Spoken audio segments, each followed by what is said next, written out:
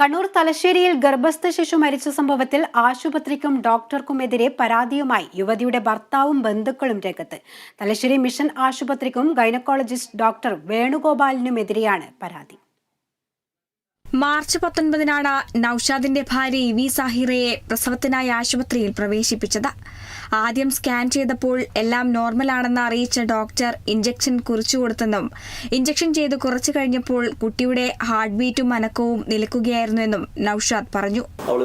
വേറൊന്നും പ്രശ്നമൊന്നുമില്ല, എല്ലാം ഓക്കെയാണ്, എല്ലാം കുട്ടികളും കറക്റ്റാണ്, ഹെൽത്തി എല്ലാം ഓക്കെയാണെന്ന്. അതിനുശേഷം വേണുഗോപാൽ നേഴ്സിന് വിളിച്ചു പറഞ്ഞു, പിന്നെ ഈ മരുന്ന് കുത്തിവെക്കാൻ പറഞ്ഞു.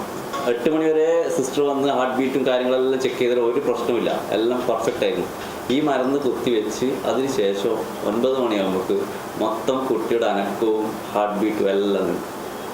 കുട്ടിയുടെ കഴുത്തിൽ പൊക്കിൽ കൂടി ചുറ്റിയതാണെന്ന് പറഞ്ഞ് ഒഴിഞ്ഞുമാറാനാണ് ഡോക്ടറും ആശുപത്രി അധികൃതരും ശ്രമിക്കുന്നതെന്നും, എന്നാൽ ഡോക്ടറുടെ അനാസ്ഥയും അശ്രദ്ധയും ചികിത്സാ പിഴവുമാണ് കുട്ടിയുടെ മരണത്തിന് കാരണമെന്നും നൌഷാദ് പറയുന്നു. സംഭവം ചോദ്യം ചെയ്തപ്പോൾ ഭീഷണിയുടെ സ്വരമാണ് മാനേജ്മെന്റിന്റെ ഭാഗത്തു നിന്നും ഉണ്ടായത്. ഡോക്ടർ വന്നപ്പോൾ കാണുന്ന സീൻ ഡോക്ടർ സെയ്ദ് ഫൈസൽ എന്ന വ്യക്തിന്റെ ഈ ഡോക്ടറെ മുമ്പിൽ 2 കൊട്ടച്ചെടി മുന്നിൽ എന്നെ അടിക്കാൻ 2 കൊട്ടച്ചെടിയും അവിടെ വെയിറ്റ് ചെയ്യുന്നു. 2 ആൾ താഴെ, 4 ആൾ ഹോസ്പിറ്റലിൽ അവിടെ വെയിറ്റ് ചെയ്യുന്നു എന്നെ അടിക്കാൻ വേണ്ടി.